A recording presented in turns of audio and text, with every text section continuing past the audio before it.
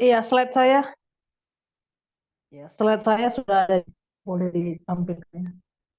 Aku harap kalian bersabar ya, Dek, karena ini cukup panjang ya, karena yang diminta pengurus adalah Wahyu pasal 21 dan Wahyu pasal 20 ya. Eh, saya mulai dari pengantar dulu lah ya. Jadi, adik ini pasti eh, share slide-nya ya. Di saya slide-nya agak lama muncul ya, nggak tahu di adik-adik ya. Tapi di saya agak lama muncul. Wahyu, ini kalau bicara pengantar Wahyu ya, dia ini dituliskan oleh Yohanes ya. Ada beberapa perdebatan apakah Yohanes murid Yesus atau Yohanes saudaranya Yesus gitu ya. Tetapi kebanyakan teolog menafsirkan bahwa Yohanes ini adalah Yohanes yang rasul ya, murid.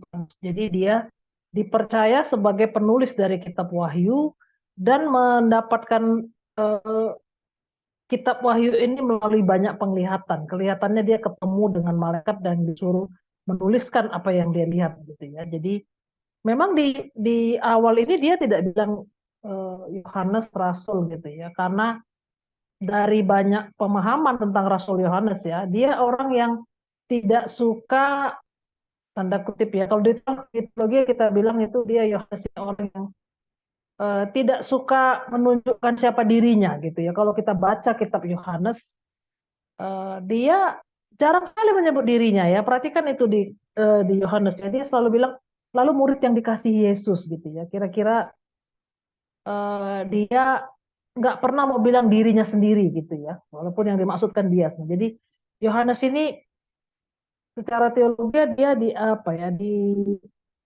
dianggap cara penulisannya itu terlalu bersayap ya, bersayap ya. Sama kayak perempuan. Ya. Perempuan kan teman-teman boleh berseberangan. Perempuan kadang-kadang apa yang disampaikan dia itu dengan maksudnya. Jadi kalau yang udah punya pacar, udah menikah pasti tahu lah yang saya bilang ini ya. Diajak makan aja kita bisa terserah lah mau makan di mana gitu ya. Tapi ketika diajak makan nasi goreng, aja nggak nasi goreng lah. Jadi Yohanes ini kalau kita nggak bisa nggak jeli, nggak teliti, kita kadang nggak nangkap apa maksudnya ya, karena dia kalimatnya bersayap, nggak langsung to the point ya.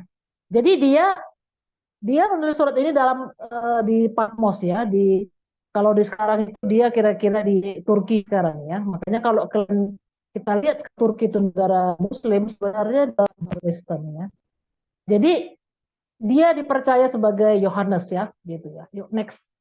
Nah para ahli ini memperdebatkan tadi sudah saya bilang ya, memperdebatkan ya slide berikutnya bahwa Yohanes ini Wahyu ini dituliskan di tahun berapa? Ada yang bilang waktu penjajahannya, waktu Kaisar Romawi itu Kaisar Nero ya. Ini Kaisar Nero ini kaisar yang paling kejam. Menurut sejarahnya, ketika dia eh, memerintah, itu banyak orang Kristen itu yang dibunuh ya. Bahkan kisah-kisahnya begitu tragis ya.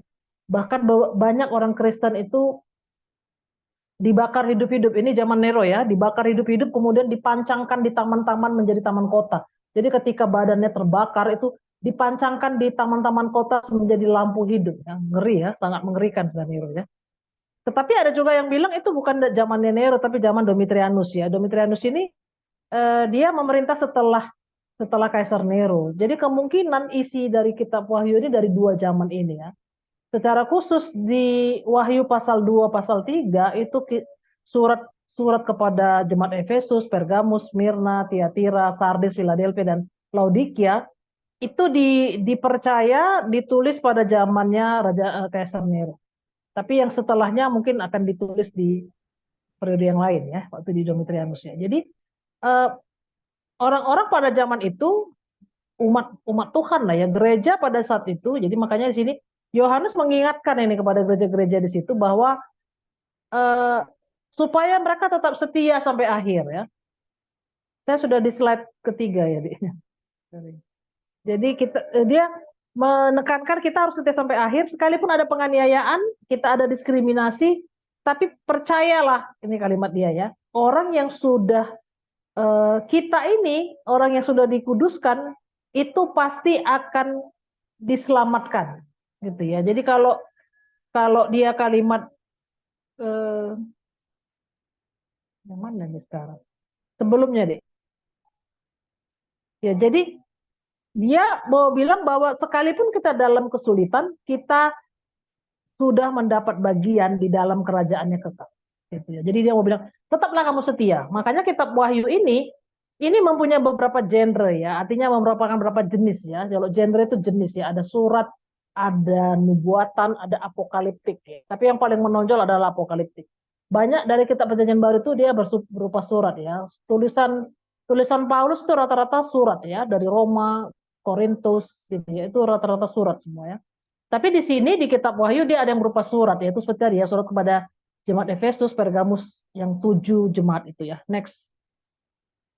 Nah, apa maksudnya apokaliptis ya? Apokaliptis ini adalah sebuah pengungkapan supranatural ya tentang apa yang dilihat gitu ya. Dan itu yang akan terjadi itu dan penglihatan itu begitu begitu hebat sehingga agak sulit bagi Yohanes menggambarkannya karena yang disaksikan dia itu begitu luar biasa sebenarnya.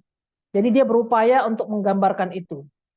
Ya, jadi dia bertemu bisa bisa dalam penglihatan itu dia melalui malaikat ya. Dengan Allah memberikan janjinya, memberikan tuntunannya. Jadi apokaliptus yang diterangkan di Wahyu ini mendorong orang untuk yang berada di dalam penderitaan itu, kamu harus bertahan. Kamu harus terus di dalam iman kamu, gitu kira-kira ya. Bertahanlah terus karena kamu nanti akan menang. Next. Kita masuk di Wahyu pasal 20 ya. Nanti saya akan baca per ayat supaya kita terangkan per ayat gitu ya. Nah, pada akhir Wahyu pasal 19 itu dicatat bahwa ada kejatuhan antikristus dan nabi-nabi palsu. Jadi ketika antikristus itu hancur, biasa itu adalah tanda-tanda akan muncul akhir zaman gitu kira-kira ya. Jadi Yohanes mau mengatakan gini ya, Yesus dan semua orang-orang kudusnya itu pasti akan menang. Secara garis besar Wahyu itu dibagi 4 ya, pengikatan iblis, iblis itu diikat. Yang kedua, orang-orang kudus bersama dengan Kristus, itu janjinya ya. Yang ketiga, ada kekalahan dan kebinasaan iblis. Kemudian yang keempat, ada hari penghakiman. Next. Ya, lanjut ya, Dek. Pasal 1 ayat 1 ya. Wahyu pasal 20 ayat 1 dia bilang apa? Lalu aku melihat seorang malaikat turun dari sorga memegang dari sorga dia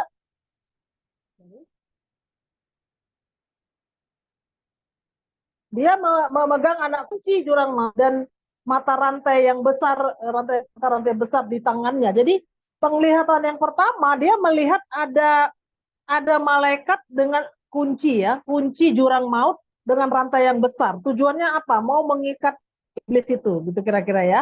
Ini di ayat 1 ya. Jadi dia bilang dia akan melemparkan iblis dan setan itu masuk ke dalam jurang maut, kemudian dikunci, dikurung dan dikunci, gitu ya. Di sini dikatakan ia menangkap naga si ular tua itu, yaitu iblis dan setan, dan ia mengikatkannya 1000 tahun lamanya. Ini ada banyak tafsiran tentang 1000 tahun lamanya ya. Karena bicara akhir zaman itu ada banyak teori sebenarnya ya. Mohon maaf kalau terlalu berisik ya. Di rumah saya hujan deras. Mudah-mudahan tidak mengganggu kondisi kita ya. Jadi 1000 tahun ini ada paham yang bilang gini, 1000 tahun ini itu artinya dari kenaikan Yesus ke sorga sampai kedatangan yang kedua kali itulah 1000 tahun. Apakah hitungannya 1000 tahun? Tidak, karena hitungan 1000 di manusia itu beda dengan 1000 di Tuhan. Tapi ada juga paham yang mengatakan gini, nanti ada kerajaan 1000 tahun, 1000 tahun itu terjadi keamanan dan negara, baru nanti orang-orang kudus turun ke bumi memerintah bersama Kristus, setelah itu naik ke surga. Jadi Tuhan Yesus itu 2 kali turun, gitu ya. Dan ini diakui secara teologi ya, dulu diakui secara teologi berdasarkan Wahyu pasal 20 ya. Jadi di sini disebutkan bahwa ia menangkap si ular tua tadi ya dengan setan tadi, kemudian dia masukkan ke dalam jurang maut dan dia diikat ya. Artinya dia diikat dengan rantai supaya artinya dia dibatasi dia ya. Jadi tindakan pengikatan ini adalah sebetulnya simbolis ya. Jadi dia dapat diartikan bahwa kuasanya dibatasi. Makanya kalau kita sering dengar-dengar doa beberapa hamba Tuhan yang bilang, dengan ini segala kuasa-kuasa iblis kami ikat katanya. Jadi kalau dia diikat itu kuasanya terbatas gitu ya, tidak bisa lagi dia menyesatkan banyak orang ya. Oke, next. Mudahan kita bisa mengikuti ya. Saya berusaha menerangkan dengan sederhana ya. Lalu mereka dilemparkan ke jurang maut ya. Jadi kalau di situ dikatakan lalu melemparkannya ke dalam jurang maut dan menutup jurang maut itu dan memeteraikannya di atasnya supaya ia jangan lagi menyesatkan bangsa-bangsa sebelum berakhir masa 1000 tahun itu. Kemudian daripada itu ia akan dilepaskan untuk sedikit waktu lamanya. Jadi mereka dilepaskan ini, dilempar, bukan dilepaskan, jadi dilempar ke jurang maut itu, ditutup dari atas dan dimateraikan. Artinya tidak ada seorang pun yang bisa membebaskannya ya. Baru sedikit waktu lamanya iblis akan dibebaskan untuk satu masa yang singkat dan waktu itu Tuhan bilang akan kupersingkat ya, di Matius itu dikatakan akan kupersingkat. Jadi Tuhan menjamin keamanan umat ya. Artinya iblis tidak bisa membinasakan umatnya ya. Sehingga pada saat akhir zaman nanti akan terjadi banyak penyesatan-penyesatan. Itulah ini ya, yang terakhir ini yang dibilangnya. Dia akan menyesatkan banyak orang ketika ada orang yang bilang di sini ada Mesias, di sini ada Nabi. Sebenarnya itu tanda-tanda akhir zaman ya. Kita akan mendekat kepada akhir zaman. Itu di ayat yang ketiga ya. Next. Oke, di ayat yang keempat ya. Di ayat yang keempat dia bilang, lalu aku melihat tahta-tahta dan orang-orang yang duduk di atasnya. Kepada mereka diserahkan kuasa untuk menghakimi. Aku juga melihat jiwa-jiwa mereka yang telah dipenggal kepalanya karena kesaksian tentang Yesus dan karena firman Allah yang tidak menyembah binatang itu dan patungnya, dan yang tidak juga menerima tandanya pada dahi dan tangan mereka, dan mereka hidup kembali dan memerintah sebagai raja bersama-sama dengan Yesus untuk masa 1000 tahun. Jadi kalau ayat 4 ini bilang gini, kelihatannya ada tahta yang besar gitu ya. Begitu megahnya tahta itu dan nggak mungkin lokasinya di gitu ya. Jadi kelihatannya, makanya pengertian maha dahsyat ini ya. Dia melihat ada tahta yang besar dan itu pasti di sorga dalam ayat ini ya. Dia bilang apa?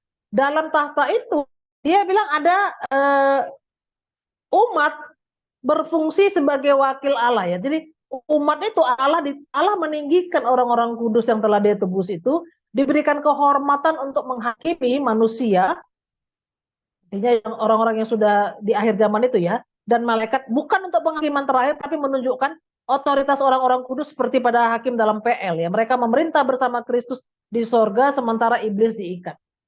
Ini kurang lebih kalimatnya bukan berarti bahwa manusia ikut menghakimi. Orang-orang kudus ini ikut menghakimi orang-orang yang berkumpul di depan, bukan. Tapi ini adalah sebuah gambaran. Nanti Allah akan memberikan penghormatan kepada orang-orang kudus ya, termasuk di 2 Timotius pasal 4 ayat yang ke-8 itu kan Paulus bilang telah tersedia bagiku mahkota kehidupan, bukan untuk aku saja tapi kepada semua orang yang setia sampai akhir gitu ya. Itu kira-kira di 2 Timotius pasal 4 ayat 8 ya. Next, agak berat ini memang ya, harus diakui ya. Jadi itu di ayat yang keempat ya. Jadi menunjukkan bahwa mereka itu akhirnya nanti orang-orang kudus ikut memerintah bersama Tuhan. Next, apa maksudnya kepala-kepala yang terpenggal gitu ya? Jiwa-jiwa yang terpenggal di ayat yang keempat ini, dia mau bilang gini ya, mereka itu jiwa tanpa tubuh. Orang-orang yang mati martir gitu ya, dipenggal oleh algojo itu, tubuh mereka tuh kembali ke bumi menjadi debu, tapi jiwa mereka kembali kepada Allah. Keren ini ya, ini penggambarannya keren ya. Jadi dia mau bilang gini, sekalipun mereka dipenggal di bumi, mereka nanti di surga dengan tubuh yang baru, dengan tampilan yang baru. Mereka lah para martir yang mati karena Injil ya. Di zamannya Yohanes masih hidup, itu ada namanya Polikarpus ya. Kalau kalian baca itu ada bukunya 100 kisah tentang saya lupa judulnya itu ya. Orang-orang yang disiksa bahkan sampai mati itu karena dia menjadi seorang Kristen. Salah satunya Polikarpus ya. Jadi Polikarpus ini usianya sudah hampir 90 waktu itu ya. Dia dicari-cari dan dia disembunyikan di mana-mana ya, sampai pemerintah Romawi pada saat itu bilang gini, di mana sih Polikarpus itu? Kalau kalian nggak bilang dia di mana, semua desa ini kami bakar. Gitu kira-kira ya Polikarpus ini. Dan dia merasa kasihan melihat mereka. Dia bilang gini, sudahlah, bapakku keluar. Kemudian ditanya sama pemerintah Romawi, tentara-tentara itu tanya, hari ini kau harus menyangkal Yesus adalah Tuhan. Tahu dia bilang, selama 90 tahun ini, Yesus tidak pernah menyangkal saya. Jadi saya pun tidak akan pernah menyangkal dia. Jadi dia diberdirikan di satu satu tiang, diikat, kemudian disusun kayu bakar, kemudian dibakar kayu itu. Menurut kalian mati nggak Polikarpus? Nggak mati deh. Itu menarik ya, kalau baca itu saya sampai nangis bacanya, ya ampun. Dia dibakar, di sekeliling itu disiram minyak, dia dibakar. Tidak, tidak terbakar, dia betul-betul tidak terkena api sedikit pun. Sampai apinya mati dia masih hidup. Jadi Polikarpus mati bukan karena dibakar, tapi karena ditusuk sampai mati. Itu zaman itu ya, itu ngeri itu. Jadi itu mati martir ya. Jadi mereka itu mungkin sudah mati, tetapi di sorga mereka itu adalah orang-orang kudus yang hidup selama-lamanya bersama dengan Kristus. Ini semua apa ya, janji dan janji yang Tuhan sampaikan bagi kita ya. Mereka yang tidak menyembah binatang, tidak menyembah patung ya. Jadi ada kalau saya bilang pagan ya, pagan itu agama yang menyembah berhala ya. Jadi menyembah patung itu namanya agama pagan. Jadi semua orang percaya yang tidak tunduk kepada patung-patung, tidak menyembah kepada patung-patung, mereka itulah yang duduk bersama Kristus di atas tahtanya. Keren ya. Itu ayat ini ya. Next. Kita lanjut ya di ayat yang kelima ya. Ayat yang kelima, aku baca di sini ya.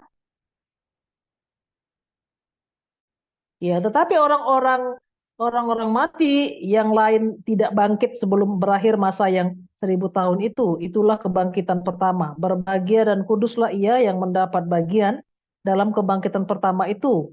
Kematian yang kedua tidak berkuasa lagi atas mereka, tetapi mereka akan eh, menjadi imam-imam Allah dan Kristus, dan mereka akan memerintah sebagai raja bersama-sama dengan dia 1000 tahun lamanya. Jadi di ayat 5 dan 6 ini mau bilang gini ya, orang-orang mati tadi itu mereka akan memiliki kehidupan yang kekal. Mereka itu akan hidup sama-sama dengan Allah. Sebelum berakhir masa 1000 tahun, artinya dalam masa penantian kedatangan Kristus yang kedua kali, orang fasik itu telah terpisah dari Allah. Ini yang paling berat tafsirannya di sini. Dia orang fasik yang tidak mau percaya, dia terpisah dari Allah. Masa itu terakhir mereka dikirim kematian yang kedua. Nah, pengertiannya gini ya, orang orang yang sudah hidup di dalam Tuhan, dia mati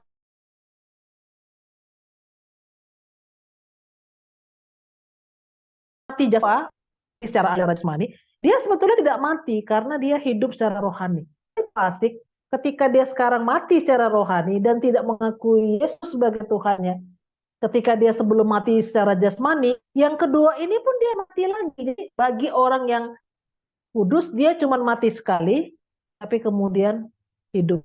Sementara bagi orang yang fasik, dia mati 2 kali, bangkitkan 1 kali, tapi untuk mati lama-lamanya.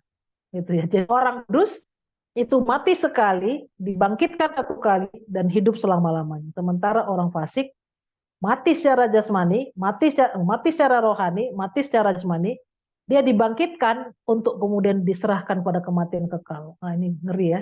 Kalau kita melihat ini ya, pertama di gereja sangat jarang ini dibahas ya, di Wahyu pasal 20 ini ya. Jadi kebangkitan yang pertama itu orang-orang kudus. Jadi di kebangkitan pertama, kudus perintah. Karena dia sebagai orang-orang yang sudah hidup dalam Tuhan. Sementara kematian jasmani orang-orang kudus itu mendatangkan kebangkitan rohani. Artinya ketika orang kudus itu mati, dia sebetulnya bangkit secara rohani. Artinya diberikan tubuh roh yang baru, dan dia tidak mati tapi hidup selama-lamanya. Next. Ini di tabelnya baru kita lihat ya. Jadi orang kudus, ya next. Orang kudus itu mati secara jasmani, tapi dia sebetulnya hidup. Jadi dia secara rohani dia hidup sebenarnya. Dia secara jasmani dia mati, tapi kemudian dia mengalami kehidupan.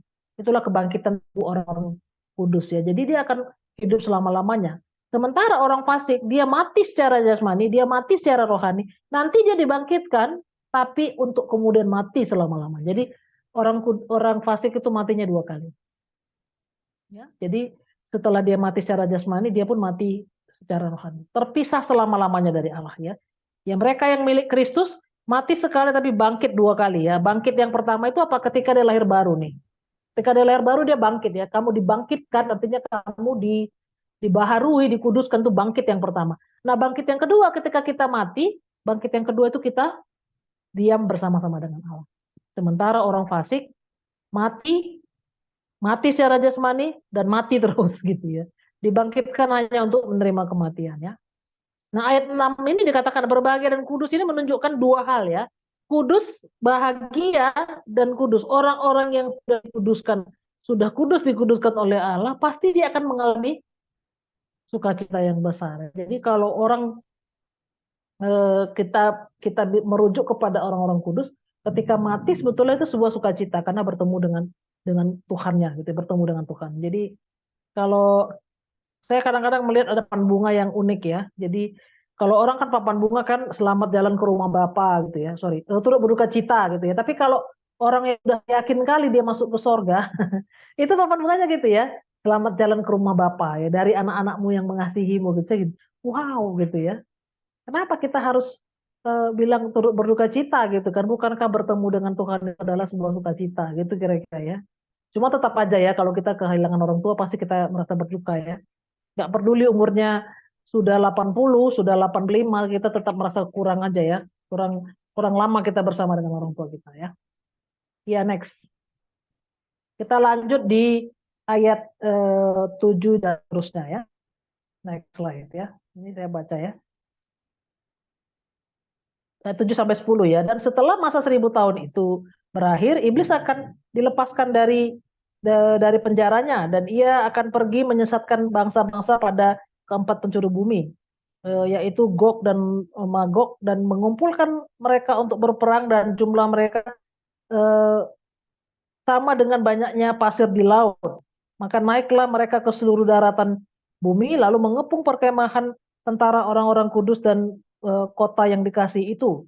Tetapi dari langkah eh, tetapi dari langit turunlah api menghanguskan mereka, dan iblis yang menyesatkan mereka dilemparkan ke dalam lautan api dan belerang, yaitu tempat binatang dan nabi palsu itu, dan mereka disiksa siang malam sampai selama-lamanya. Ini bicara tentang penyesatan ya. Jadi di zaman akhir nanti ada iblis itu dilepaskan dari kurungannya, dia menyesatkan banyak orang. Makanya sebelum datang nanti hari kiamat, akhir zaman, itu akan ada banyak penyesatan ya. Semua orang akan kelihatannya mulai terikut dengan penyesat-penyesat yang dibilang aku adalah Mesias, aku adalah Tuhan, aku adalah Nabi dan lain-lain. Jadi disitulah pada saat itulah itu menjelang akhir zaman nanti ya. Jadi dibilang apa? Lalu mereka naik. Bayangkan ini kalimatnya ya. Mereka mengumpulkan kekuatan sebanyak-banyaknya. Bahkan dikatakan jumlah mereka seperti pasir di laut ya. Ngeri ya. Banyak, berarti banyak kan nggak terhitung ya.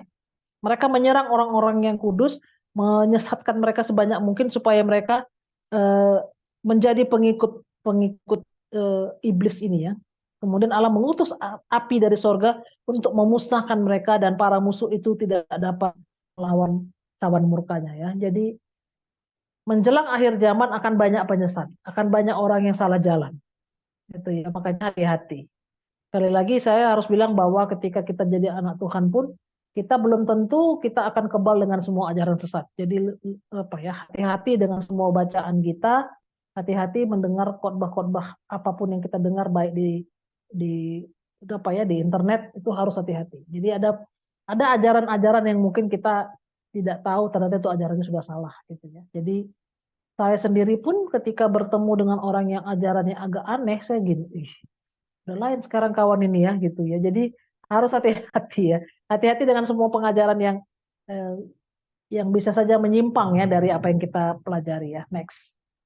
Itu di 7 sampai 10 tuh iblis dihukum gitu ya. Jadi dia dihukum walaupun kau bisa menyesatkan sebentar saja, kau kumpulkan semua orang, semua musuh-musuh itu akan dibakar dan kau akan dilemparkan sekali lagi ke jurang maut.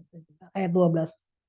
Ya, aku baca 12 ya. Lalu Aku melihat suatu tahta putih yang besar dan dia yang duduk di atasnya. Dari hadapannya lenyaplah bumi dan langit dan tidak ditemukan lagi tempatnya ya. Jadi di ayat 12 ini dia bilang apa? Sorry. Iya ya, ayat 11 tadi ya. Ayat 11 tadi langit dan bumi itu akan hilang gitu ya. Jadi akan diganti dengan langit dan bumi yang baru. Masih di ayat sebelumnya rupanya, sorry. Iya ya, masih di sini ya. Jadi dari tahta itu di hadapan Tuhan itu dilihat apa? Lenyaplah bumi dan langit itu dan tidak ditemukan lagi tempatnya. Kemudian ini kalau kita baca itu ya ayatnya itu jelas sekali di Wahyu pasal 6 ayat 24 itu dibilang apa? Atmosfer ini akan seperti gulungan kitab yang digulung dan diganti dengan langit yang baru. Aduh, saya nggak bisa bayangkan seperti apa ya. Atmosfer bisa digulung seperti gulungan kitab.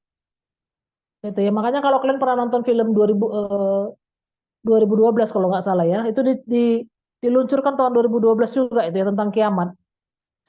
Saya nonton film itu ketawa-ketawa aja saya.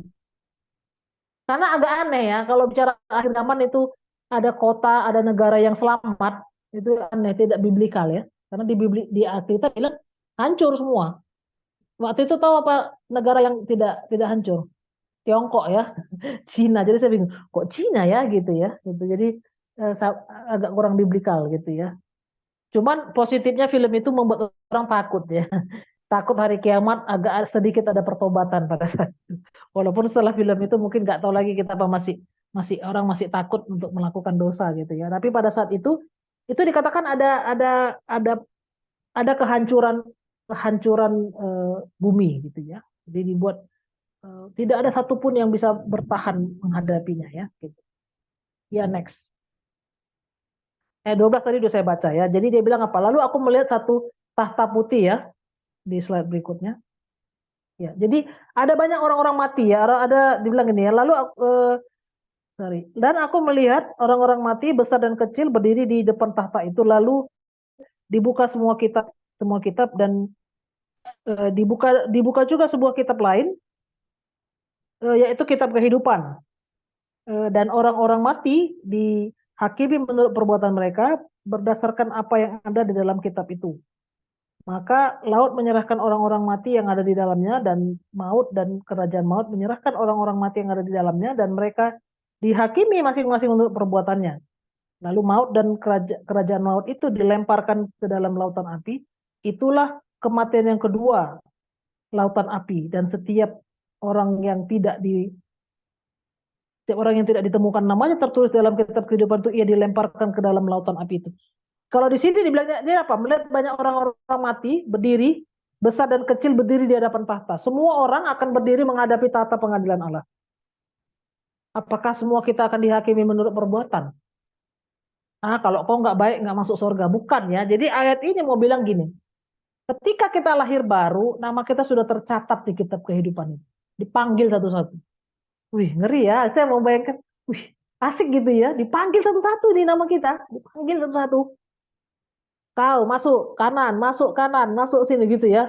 Jadi dibuka kitab kehidupan itu sebetulnya ada kitab yang menunjukkan siapa orang yang sudah diselamatkan. Apakah kita dihakimi untuk perbuatan? Tidak, tapi tetap dimintai pertanggungan jawab. Misalnya, kau bilang kau sudah lahir baru, tapi kau pernah nggak? Misalnya ya ditanya ya, pernah nggak kau berbuat baik kepada si A, si B itu? Karena perbuatan baik itu adalah sebetulnya buah dari keselamatan.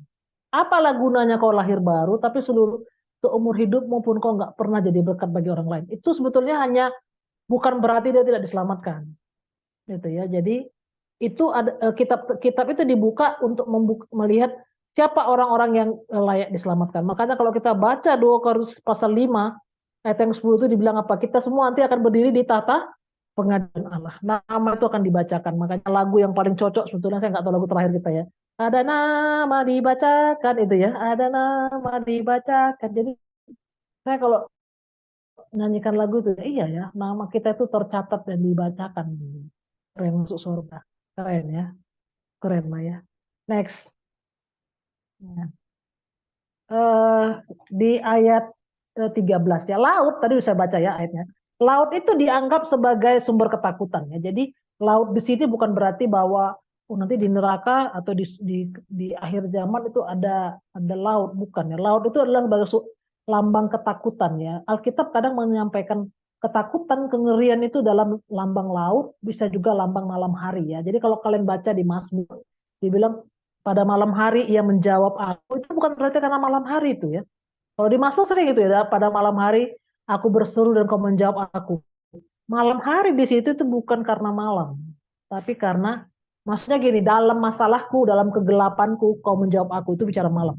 Jadi di sini dibilang apa? Laut itu sebagai sumber ketakutan. Jadi dia bilang apa? Simbol kuasa-kuasa setan yang secara tak kasat mata itu sedang sedang mencoba untuk menarik kita untuk jadi pengikutnya gitu ya. Jadi eh, laut itu walaupun apa ya, sumber ketakutan, jadi dia akan mencari orang yang akan menjadi pengikutnya ya. Maka kita lihat di 1 Petrus 5 ya, ayat 9 itu dikatakan sebab iblis itu berjalan mengaum ke sana kemari seperti singa mencari orang yang dapat dilahapnya ya.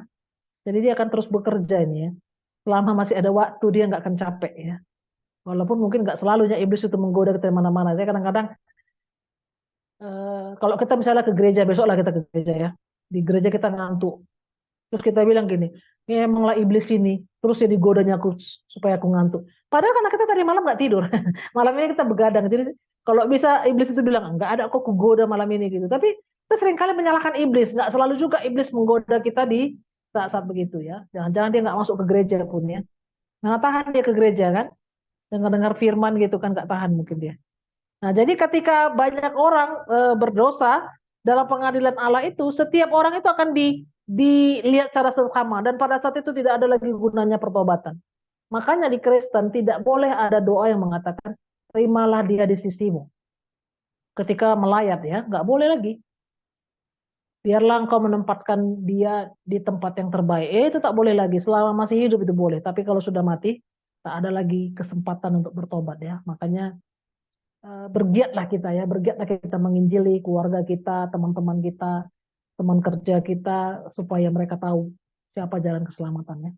Ayat 14 di sini dibilang apa? Orang fasik itu akan terpisah selama-lamanya ya. Jadi orang fasik itu akan terpisah selama-lamanya dari Allah.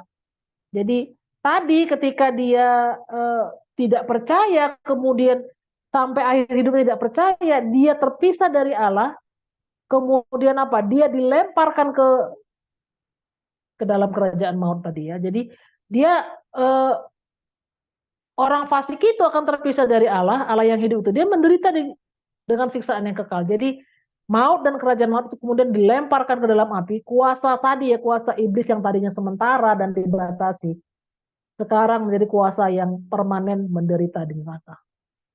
Ya, jadi ngeri sebenarnya iblis ini ya. Dia nggak mau ke neraka sendirian. Dia berusaha untuk mencari teman untuk dibinasakan di neraka ya. Itu di Wahyu pasal 20. Susah ya? Susah deh. Susah ya? Cukup susah ya? Percayalah deh. Wahyu yang paling susah ditafsirkan Wahyu 20 dan 21 ya. Next. Wahyu pasal 21 ya.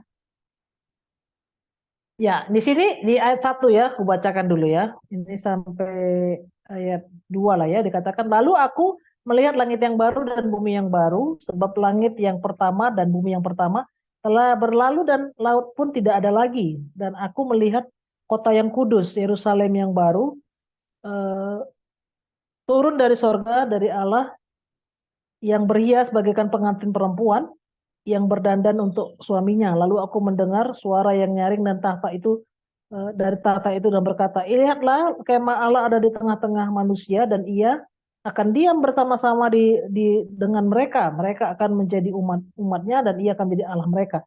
Jadi di ayat 1 ini dia bilang apa? Kalau kita baca di Yesaya 65 ayat 17, 66 ayat 22 juga dikatakan apa? Yerusalem yang baru itu akan diturunkan. Turun. Cuman turunnya dari mana pun nggak, susah juga dibayangkan ya. Karena kalau misalnya beginilah ya, kalau ini Indonesia kan, kalau turun kan berarti dari sini ya. Tapi kalau misalnya Afrika di sini kan turun dari sini ya. Jadi nggak tahu berapa dimensi nanti kedatangan Tuhan itu ya. Jadi dia Yerusalem yang baru itu akan diturunkan, muncul langit dan bumi yang baru ya. Jadi kota kudus itu akan turun dari sorga, itu sifatnya permanen, aman, indah, dan sempurna.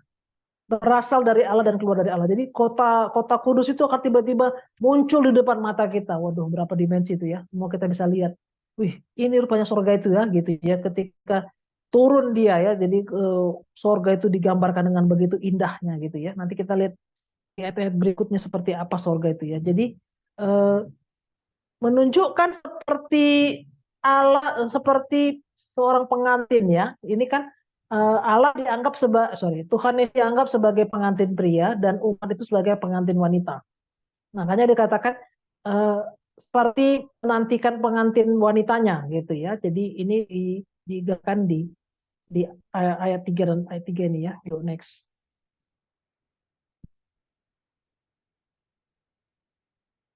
Ya, jadi ada suara yang nyaring ya, ada yang nyaring itu menggambarkan suara itu kebenaran ya, dan semua orang bisa mendengarkan eh, suara yang keluar dari Ta'ala. Jadi dengar bisa gitu ya, dia dengar gitu ya, semua orang akan dengar.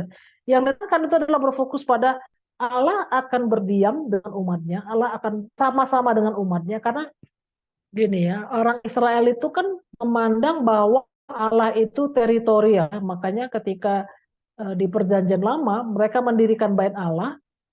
eh, Bagi mereka, kalau mereka berdoa menghadap ke Yerusalem, ke Bait Allah, doanya akan didengar Tuhan. Karena kan Tuhan bilang gini, ya, kalau kamu cerai manapun, kalau kamu berdoa, berdoalah menghadap ke Yerusalem.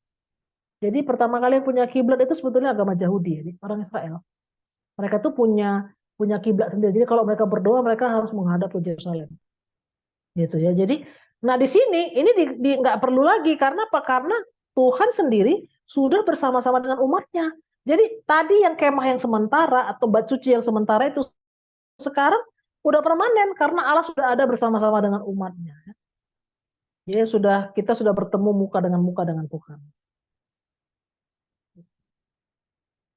Ayat yang keempat ya, dan ia akan menghapus segala air mata dari mata mereka dan mereka tidak akan eh, dan maut tidak akan ada lagi, tidak akan ada lagi perkabungan atau ratap tangis atau duka cita sebab segala sesuatu yang lama itu telah berlalu. Jadi dikatakan apa? Semua air mata akan dihapus, tidak ada lagi duka cita, tidak ada lagi maut, tidak ada kematian, tidak ada perkabungan, segala penderitaan pun lenyap. Berarti nggak ada sakit penyakit kan, nggak ada lagi yang sedih ya. Sekarang sedih kita ya, banyak kesedihan ya. Kadang-kadang kalau kita KTB alumni ini kan bisa 4 jam ya, 4 jam itu 2 jam itu sharing ya.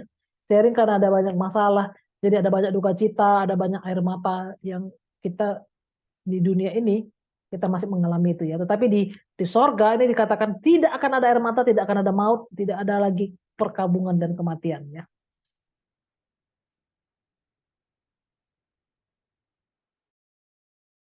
Iya. Kemudian di ayat 5 ya dikatakan begini ya, di ayat 5 dikatakan, ia yang duduk di atas tahta itu berkata, lihatlah aku menjadikan segala sesuatu baru dan firman-Nya tuliskanlah karena segala perkataan ini adalah tepat dan benar. Firman-Nya lagi kepadaku, semuanya telah terjadi dan aku adalah Alfa dan Omega, yang awal dan yang akhir, orang eh, yang awal dan yang akhir. Orang yang haus akan kuberi minum dengan cuma-cuma dari mata air kehidupan. Barang siapa menang, ia akan memperoleh semuanya ini dan tidak akan menjadi dan aku akan menjadi Allahnya dan ia akan menjadi anakku. Ya, ayat 5 sampai 7 ya. Dia bilang apa? Eh, Dia yang duduk di atas tahta itu adalah Allah sendiri. Dia berbicara. Dia bilang apa? Aku akan menjadikan segala sesuatunya baru yang kita nggak bisa gambarkan. Seperti apa sih segala sesuatu yang baru yang sama sekali mungkin kita nggak pernah lihat gitu ya. Pembaharuannya bagi manusia, bagi seluruh ciptaannya. Dia bilang apa? Aku adalah Alfa dan Omega. Dia yang pertama dan yang terakhir. Sebelum dia tidak ada dan dia pun tidak berakhir ya. Ketika semuanya yang berakhir, Allah itu tetap ada ya. Jadi dia Allah yang berkuasa atas alam semesta, atas cuaca, atas sejarah. Dia yang berdaulat, dia menciptakan, dia memelihara dengan kuasanya. Keren ya. Jadi kalau kita bilang eh, Allah Allah yang Alfa dan Omega, berarti dia akan ada sampai kapanpun. Bahkan seandainya seluruh bumi ini hancur, semua orang sudah mati, dia tetap ada ya. Jadi dia bilang apa? Aku akan memberikan dengan cuma-cuma kepada orang yang haus dari mata air kehidupan. Allah menawarkan kehidupan kekal bagi siapapun yang haus akan mata air hidup. Kan pertanyaannya bisa gini ya, apakah orang eh, ini bicara keselamatan ya, apakah orang dipilih untuk diselamatkan atau dipilih untuk dibinasakan? Kalau secara teologi kan bilang gini ya, keselamatan itu ditawarkan Allah kepada semua orang. Kasih karunia-Nya, jaminan keselamatan itu cukup bagi semua orang.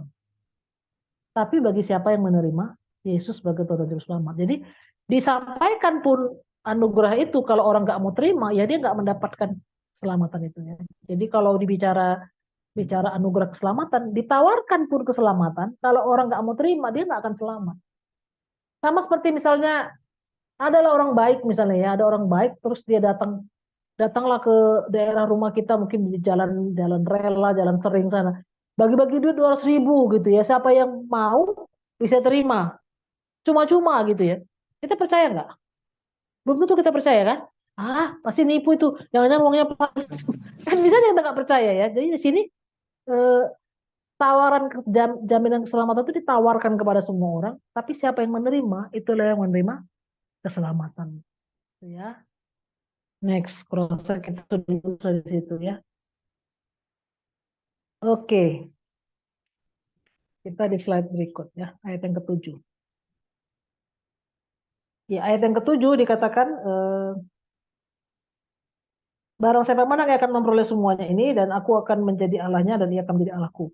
Tapi orang-orang penakut, orang-orang yang tidak percaya, orang-orang keji, orang-orang pembunuh, orang-orang sundal, tukang-tukang sihir, penyembah-penyembah berhala, dan semua pendusta, mereka akan mendapat bagian mereka di dalam lautan yang menyala-nyala oleh api dan belerang. Inilah kematian yang kedua. Jadi ayat 7 bilang gini ya, ada janji, ada warisan, kemudian ada juga rujukan ya. Jadi dia bilang gini, pengikut Kristus akan mewarisi berkat. Berkatnya apa? Warisannya apa? Janjinya adalah langit dan bumi yang baru, sekaligus sebagai warisan. Contoh misalnya di Roma kan dibilang gini ya, kalau kamu menerima aku, gitu ya, ketika rohku diam di dalam kamu, maka kamu adalah aku adalah bapamu dan kamu menjadi anak-anakku. Menjadi aku bapamu, kamu menjadi eh, anak-anakku gitu di kitab Roma ya. Jadi kalau kita bicara warisan, itu kan warisan hanya kepada anak ya. Jadi orang yang sudah menjadi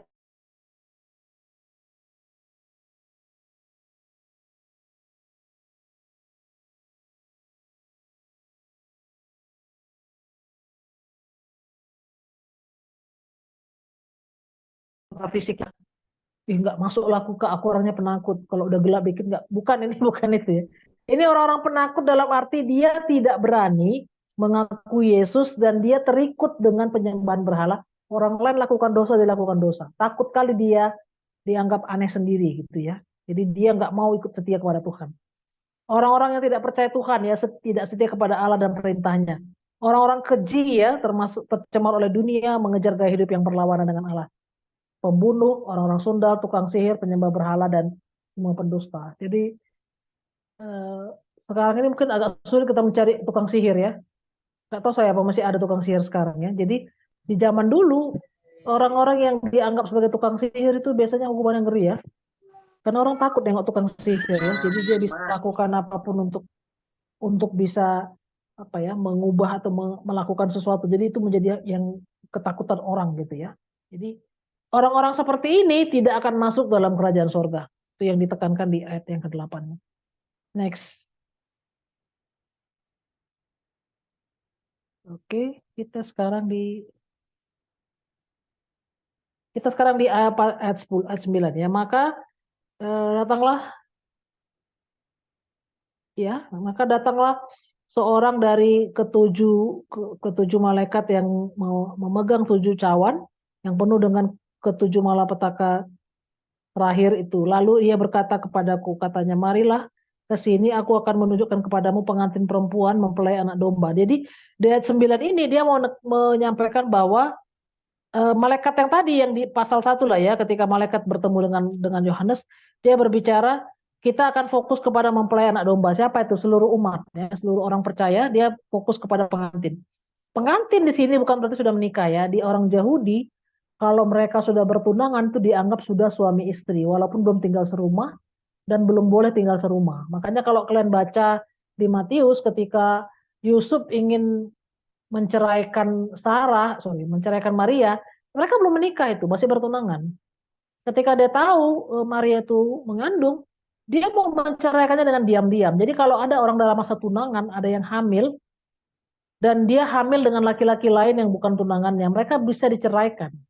Makanya si si Yusuf pikir gini, dia nggak mau mempermalukan Maria karena si Maria ini mengandung, dia ingin menceraikannya dengan diam-diam. Apakah itu legal di sana? Legal. Jadi kalau mereka tunangan dan kemudian perempuan ini hamil, dia boleh diceraikan.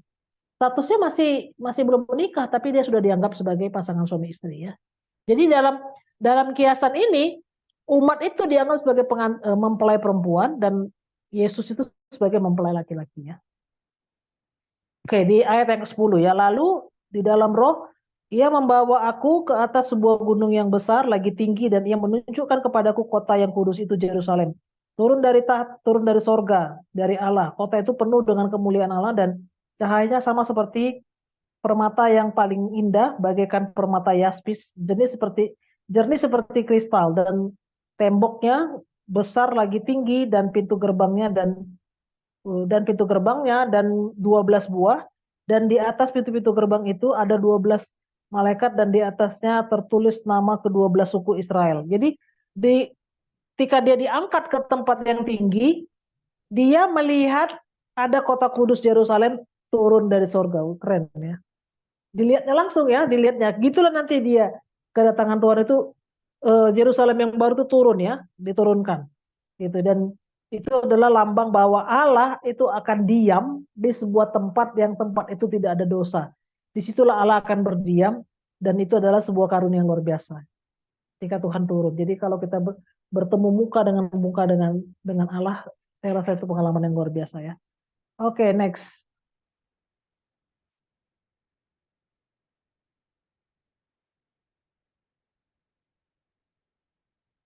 Oke, jadi kota itu penuh dengan kemuliaan Allah ya. Jadi kalau tadi kita lihat di ayat 11 itu, dia dia punya banyak cahaya. Dia sepertinya dihiasi dengan banyak kristal ya. Ini kan kalau dibilang kristal yaspis itu warna-warni dia ya. Jadi bukan satu warna dia. Jadi kalau bukan cuma putih, merah gitu. Jadi kalau dia dia memancarkan banyak warna. Jadi sangat berkilauan ya, sangat sangat cantik dan sangat indah ya. Jadi di ayat 11 ini dikatakan kota itu penuh dengan kemuliaan bahkan penuh dengan berlian gitu ya. Seperti berlian yang berkilauan dengan aneka warna yang yang saling saling berpendar gitu ya. Ini keren ini kalau di ayat 11 ini ya. Kemudian kita lihat di ayat 12. Nah, di situ ada 12 apa ya? Ada 12 sampai 13 itu dikatakan ada tembok ya. Tembok itu ada 12 gerbang, tertulis nama 12 suku Israel ya. 12 suku Israel ingatlah kita ya, anak-anaknya Yakub ya. Ruben, Simeon, Lewi, Yehuda, Isakar, Sebulon, dan Naftali, Gad, Aser, Yusuf, Benyamin. Ya. Yang 12 itu ya. Apakah itu berarti hanya 12 suku Israel yang diselamatkan? Bukan. Bukan itu ya. Jadi 12 suku Israel ini menggambarkan suku-suku, ya, menggambarkan orang-orang yang Tuhan selamatkan di era perjanjian butuh apa ya hanya dua orang bukan begitu ya 12 suku itu gitu ya setiap setiap gerbang itu nama 12 suku itu ya ada nama 12 suku itu dan itu tertulis nama-nama suku tempat ya dan tembok itu tertulis ke-12 nama eh, ke-12 tertulis nama ke-12 nama tertulis ke-12 nama Rasul anak domba itu dan ia yang berkata dengan aku mempunyai suatu pengikat pengukur dari emas untuk mengukur itu serta itu gerbangnya dan temboknya. Kota itu yang empat persegi, panjangnya sama dengan lebarnya dan ia mengukur kota itu dengan tongkat itu 12.000 stadia panjangnya dan lebarnya dan tingginya sama. Lalu ia mengukur temboknya 144 hasta menurut ukuran manusia yang adalah juga ukuran malaikat. Tembok itu terbuat dari permata yaspis dan kota itu sendiri dari emas tulen, bagaikan kaca murni. Saya berhenti sebentar di 18 ya. Jadi di sini dia bilang apa? Tembok kota itu dibangun di atas 12 batu. Rasul. Tadi kan atas nama 12 suku Israel ya. Sementara temboknya 12 nama rasul. Rasul mana ya? Murid-murid Yesus ya. Nama 12 rasul itu. Digambarkan bahwa setiap orang dari perjanjian lama dan setiap orang dari perjanjian baru boleh masuk dalam kota kudus. Keren ya. Keren di sini ya. Next. Mudah-mudahan yang saya sampaikan bisa dipahami ya, Dek. Agak rumit memang ini. Ya, ayat 5 sampai 21 ya. Saya baca dulu ya. Eh, Tadi sudah saya baca di sampai 18 ya.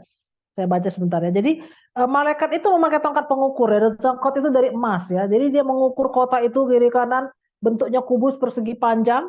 Eh, Lebarnya 12.000 stadia, itu sekitar 2.300 kilometer. Luas ya. Luas banget ini. Kira-kira ketemu semua orang nggak ini ya kalau segini luasnya? Jangan nggak ketemu nih kita dengan semua orang yang sudah diselamatkan ya.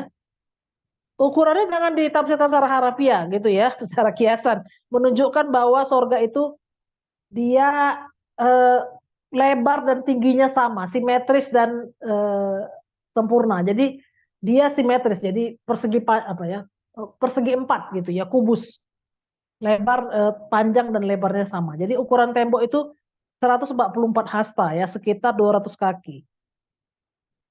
Ini 144 ini kali nih ya, 12 suku Israel dikalikan 12 rasul-rasul Yesus, itulah yang disebut dengan 144 hasta. Nah, di Saksi Jehovah dibilang bahwa hanya 144.000 orang yang masuk dalam kerajaan sorga, katanya ya. Itu nggak boleh tafsirkan secara harfiah ini, karena 144 angka 144 ini bukan bicara jumlah. Kalau cuma 144.000 yang masuk dalam kerajaan surga ya dikit kali lah, gitu ya, dikit kali.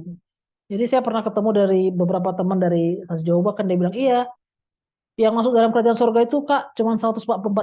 Terus saya tanya, kalau gitu Saksi Jehovah udah berapa sekarang jemaatnya? Seluruh Indonesia, saya bilang 3,5 juta. Berarti nggak masuk surga dong semua, itu hanya 144.000 yang masuk. Gelagapan dia kan nggak bisa jawab. Jadi 144 itu sebenarnya hanya kiasan ya. Itu melambangkan bahwa semua orang yang percaya kepada Tuhan, baik di zaman PL maupun di zaman PB, ada yang masuk dalam kerajaan surga. Itulah yang 144 ya. Next.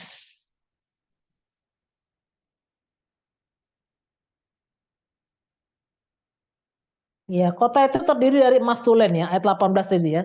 Jalan-jalannya dari jalan emas. Keren ya. Emang nggak ya ketemu? Wah, kita kalau di dunia ini ada kota dengan ada jalan dengan jalan emas, besok pagi mungkin udah hilang emasnya. Jadi kota ini, eh, kota Kudus ini, surga ini dia apa ya, dengan jalan-jalannya dari emas ya. Makanya dikatakan bagaikan yaspis ya, bagaikan substansi yang berkilau. Jadi seperti kaca yang jernih itu tembus pandang, sangat jernih gitu ya. Dan kita bisa melihat kota itu begitu indahnya ya. Itu di ayat 18. Saya baca ayat 19 20 ya. Dan dasar-dasar tembok kota itu dihiasi dengan segala jenis permata permata. Dasar yang pertama batu yaspis, dasar yang kedua batu nilam, dasar yang ketiga batu mirah, dasar yang keempat batu namrod, dasar yang kelima sorry, dasar yang kelima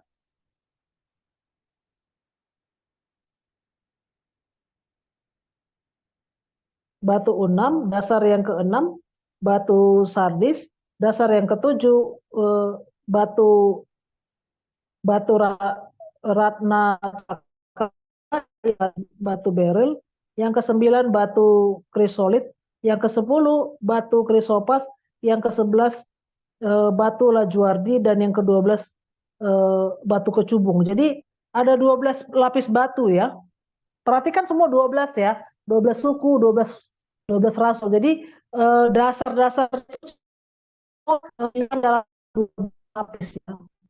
Kalau saya mungkin warnanya pun beda-beda nih ya. Namanya batu begini kan pasti beda-beda dia warnanya ya. Sampai bisa dilihat sampai ada 12 lapis gitu ya. Kemudian di ayat 1, dan ke-12 pintu gerbang itu adalah 12 ada 12 mutiara setiap pintu gerbang bidadari atau mutiara dan jalan-jalan ke jalan-jalan kota itu dari emas murni kaca bening. Dan aku tidak melihat bait suci di dalamnya, sebab Allah Tuhan yang Maha Kuasa adalah bait sucinya. Demikian juga anak domba.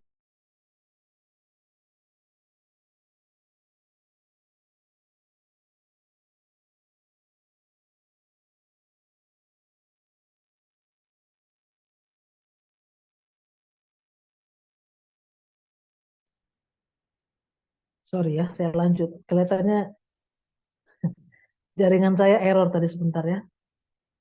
Ya, jadi dia bilang di ayat 23 ya, sorry, 21. 22. Dan aku tidak melihat bait suci di dalamnya sebab Allah Tuhan yang Maha Kuasa adalah bait sucinya. Demikian juga anak domba itu. Dan kota itu tidak memerlukan matahari dan bulan untuk menyinarinya sebab kemuliaan Allah meneranginya dan anak domba itu adalah lampunya. Dan bangsa-bangsa akan berjalan di dalam cahayanya dan raja-raja di bumi membawa kekayaan mereka kepadanya. Dan dan pintu-pintu gerbangnya tidak akan ditutup pada siang hari sebab malam tidak akan ada lagi di sana dan kekayaan dan hormat bangsa-bangsa akan dibawa kepadanya tetapi tidak akan masuk ke dalamnya sesuatu yang najis atas orang atau orang yang melakukan kekejian atau dusta tetapi hanya mereka yang namanya tertulis dalam kitab kehidupan anak domba itu. Jadi di ayat 19 sampai 20 ini dikatakan apa ya? Ada 12 batu mencatat nama salah satu dari setiap 12 batu itu mencatat nama 12 suku Israel ya. Sehingga kalau dikatakan ini sebagai lambang ya, sebagai simbol ya. Jadi kalau imam besar masuk, 12 suku itu diwakili oleh seluruh umat Israel masuk di dalam Bait Allah ya. Jadi Yerusalem itu digambarkan dengan kilauan warna-warni dari sudut pandang dunia ya. Saya percaya apa yang disampaikan Yohanes ini pun masih masih sangat terbatas sebenarnya dia bisa tuliskan ya. Mungkin yang dia saksikan lebih lebih megah dari ini dan terlalu rumit untuk diceritakan secara detail gitu ya. Tapi ini saja pun kalau kita bayangkan betapa indahnya, betapa mulianya, betapa sempurnanya. Ini sebuah pemandangan yang menakjubkan gitu ya. Next.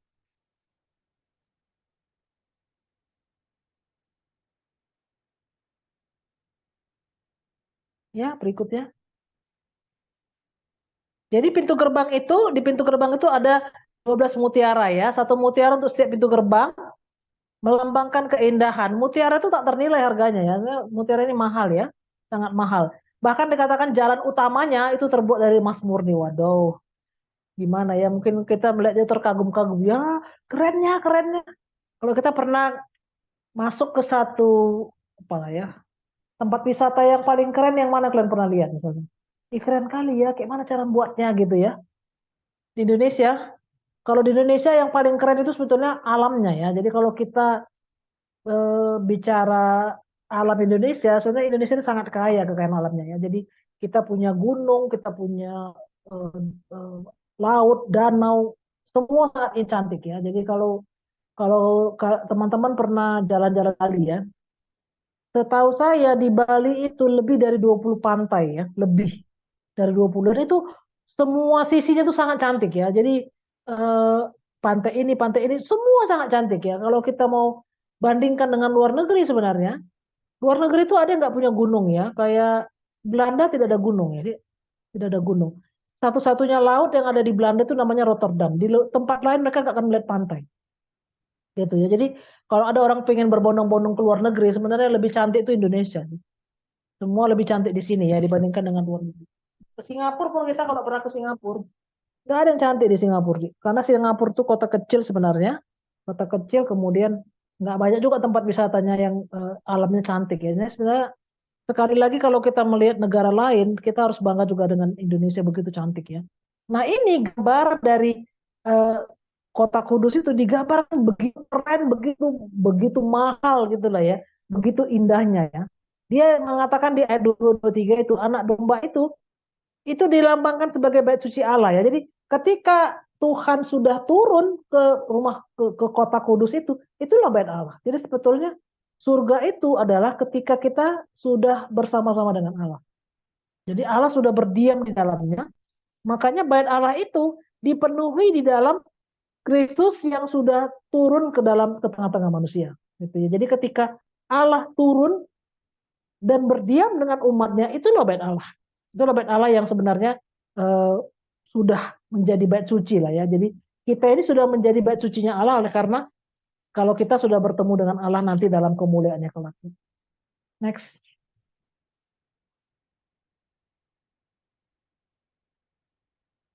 Iya, ayat 24, 26 itu bangsa-bangsa itu akan berjalan di dalam cahayanya. Jadi bangsa-bangsa ya tadi ya, yang di ayat 12 itu, wah, aku melihat banyak orang mati, besar kecil, tua muda berdiri di depan tahta Allah.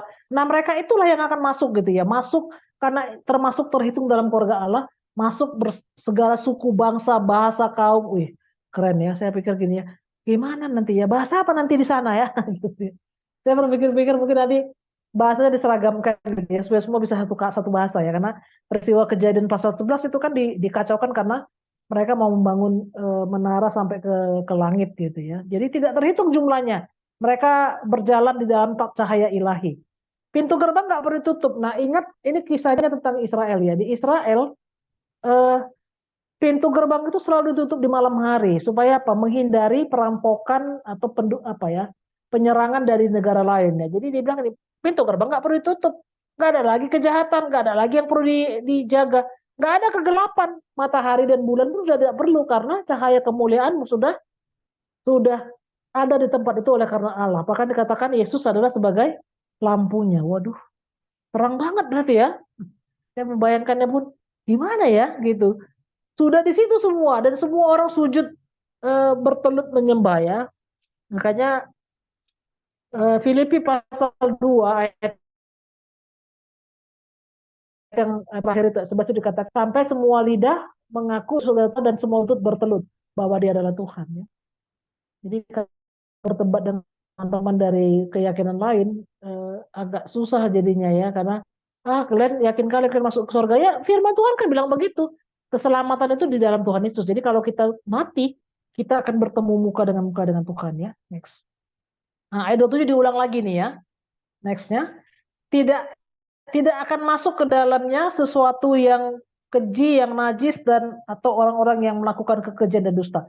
Orang-orang yang keji, melakukan dusta, orang yang hidupnya tidak menyembah Tuhan, menjauh dari Tuhan, dia tidak akan masuk dalam eh, kehidupan yang kekal itu, tidak akan masuk dalam kerajaan surga. Jadi dia bilang apa? Orang-orang yang melakukan kenajisan, orang yang tukang-tukang sihir, orang-orang cabul, orang-orang pembunuh, penyembah berhala itu, mereka tidak akan masuk. Semua yang mencintai dunia tidak akan masuk dalam kerajaan surga. Jadi gambaran tentang kehadiran Tuhan, kedatangan Tuhan yang kedua kali digambarkan dengan begitu luar biasa ya. Semua orang pada akhirnya akan mengaku Yesus adalah Tuhan dan semua lutut akan bertelut menyembah Tuhan. Yang terakhir. Ya, yang terakhir ya. Tuhan itu adalah Alfa dan Omega ya, awal dan akhir. Segala sesuatu datang dari Dia dan diciptakan melalui Dia. Sejarah memiliki tujuan akhir dan tujuan itu adalah Allah. Jadi kalau kita bicara tentang hidup kita sekarang, pada akhirnya nanti akan menuju kepada Allah ya. Jadi ujung dari semua perjalanan kita ini adalah nanti kita bertemu muka dengan Allah. Terus bagaimana kita menantikan itu ya? Kita tetap melakukan apa yang benar ya. Kita melakukannya dengan perjuangan untuk tetap setia kepada Tuhan. Karena kita tahu nanti endingnya kita akan bersama-sama dengan Kristus dalam kerajaannya. Gitu ya. Jadi dalam akhir zaman, bagi banyak orang tuh mungkin menakutkan, bagi orang percaya itu adalah masa yang dinantikan. Karena nanti kita akan bertemu muka dengan Tuhan. Allah tahu segalanya, melihat segalanya dan mengatur segalanya dari awal sampai akhir untuk mencapai tujuan akhirnya. Dan ia akan diam bersama-sama dengan umatnya untuk selama-lamanya. Nantilah kita akan bertemu muka dengan Allah dan pada saat itu dia menjadi Allah kita dan kita menjadi umatnya untuk selama-lamanya. Dan nanti di sorga hanya ada pujian dan penyembahan kepada Tuhan.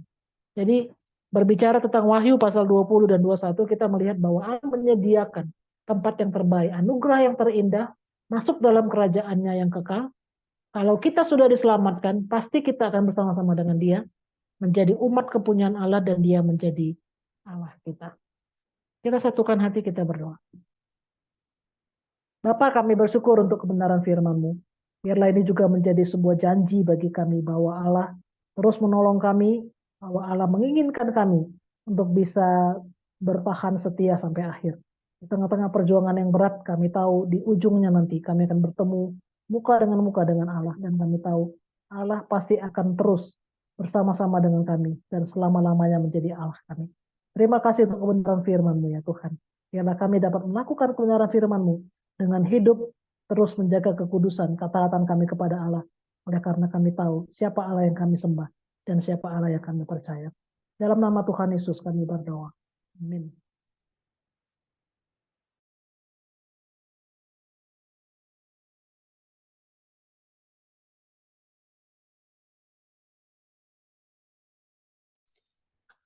Ya, terima kasih kepada Kak Desmianti yang sudah meneburkan kebenaran firman Tuhan.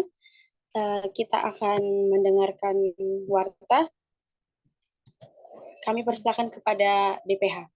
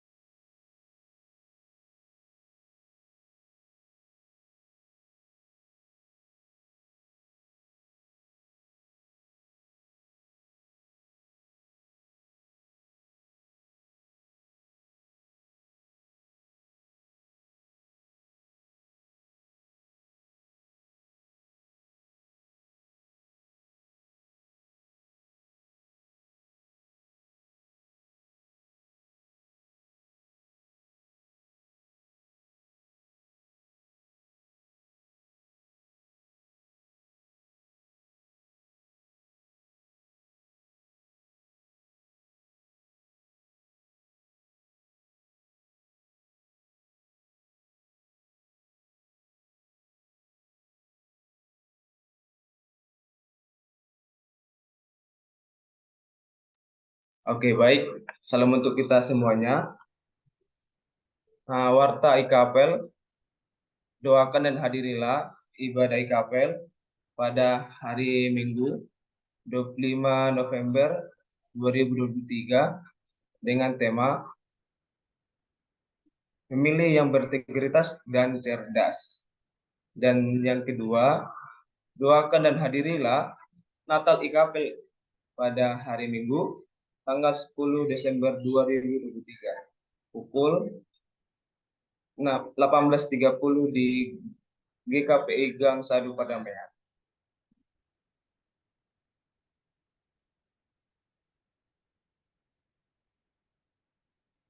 Selanjutnya, bersyukur atas lahir anak pertama dari abang kita, Bang Bernard Nenggolan, alumni FBS, kiranya menjadi anak yang takut akan Tuhan dan diberkati Tuhan. Bersyukur juga atas lahir anak pertama dari Kak Makna Anugrah Selitonga dan Bang Agus Siaan, alumni FMIPA, kiranya menjadi anak yang takut akan Tuhan dan diberkati Tuhan. Dan turut berduka cita atas meninggalnya orang tua ibu kita dari Bang Joni Nababat, alumni FIK, pada Rabu 25 Oktober 2003. Kiranya Tuhan yang memberikan penghiburan buat keluarga yang ditinggalkan. Baik, selanjutnya bagi kakak abang yang rindu untuk memberikan perpuluhan ataupun ucapan syukur ke IKAPEL Unimed, boleh dikirim ke rekening yang ada di layar ini, atau boleh dihubungi pengurus IKAPEL. Terima kasih. Shalom. Ya, terima kasih kepada Bang Daniel, kakak abang dan teman-teman. Kita akan mengakhiri ibadah kita. Kita tidak akan pernah bisa memahami gimana Tuhan menjadikan semuanya hingga pada lagi, Bang, ya.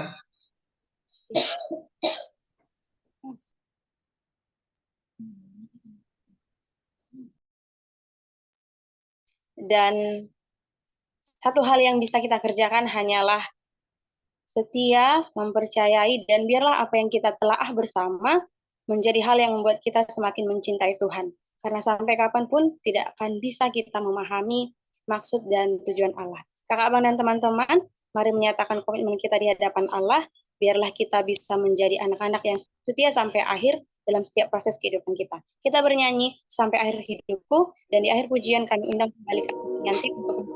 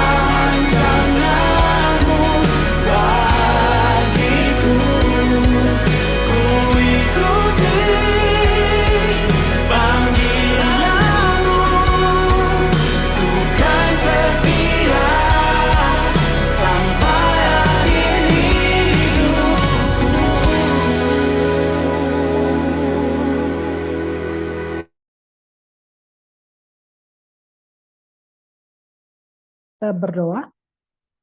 Bapak, kami bersyukur untuk hari ini, pembelajaran kami dari Wahyu, Tuhanlah yang menolong kami untuk semakin memahami dan semakin meyakini ketika Tuhan mempersiapkan tempat yang terbaik untuk setiap orang-orang yang Tuhan telah ampuni, Tuhan telah selamatkan.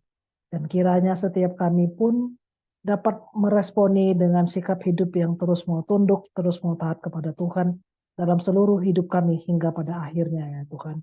Tuhan tolong kami supaya kami dapat terus bertahan setia di tengah-tengah begitu banyak gempuran dunia yang akan mengalihkan kami dari kepercayaan kami kepada Tuhan. Dan Tuhan juga yang menolong kami untuk bisa terus dengar-dengaran dengan pimpinan-Mu. Kami bersyukur untuk ibadah pada hari ini, bersyukur untuk puji-pujian, doa dan kebenaran firman-Mu yang sudah kami dengarkan. Kiranya Tuhan yang menolong kami untuk menjadi pelaku kebenaran firman-Mu. Segala puji, hormat, dan kemuliaan kami kembalikan kepadamu. Di dalam nama Tuhan Yesus kami berdoa. Amin. Shalom. Ya, oke. Dokumentasi dulu ya Kak Gio. Oke. Ya, oke baik Kakak Abang. Sekarang kita dokumentasi dulu sebentar ya, jangan keluar dulu. Buka kameranya, berikan senyum yang terindah. Ya, oke.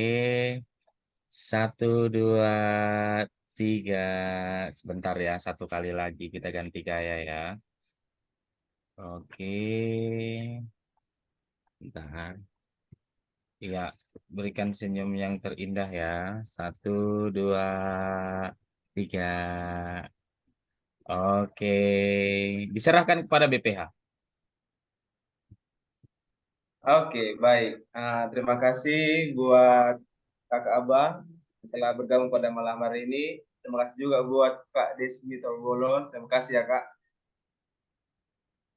Oke, jadi setelah ini kita boleh keluar ya Kakak Abang ya. Atau ada yang mau sapa? Boleh ya. Izin ya, izin pamit ya, Dek. Ya udah, bagi semuanya. Terima kasih ya, Kak. Ya Kak, terima kasih ya Kak. Oh.